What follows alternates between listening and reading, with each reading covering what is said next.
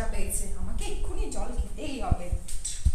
কোথায় এটা তো টিয়া দুধের বোতল। আরে প্রচন্ড তেষ্টা পেয়েছে, জল আমাকে খেতেই হবে। ওহ বাঁচলাম, আচ্ছা তেষ্টা পেয়েছিল না। বর্ণিতা দে তো আমার বোতলটা।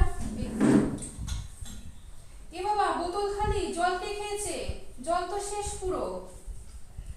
পূজা, চল জল খেয়ে আসো, প্রচন্ড গরম তো, বোতলে জল তেষ্টা পেয়েছে। চল চল বাইরে চল, খেয়ে আসবো। পূজাদি এই মাত্রই তো।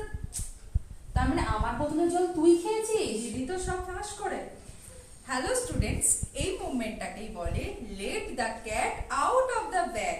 তোমরা যদি এরকম মজার ছলে স্পোকেন ইংলিশ শিখতে চাও, আজই ভারতীয় বিদ্যা চর্চার সাথে যোগাযোগ করে নাও।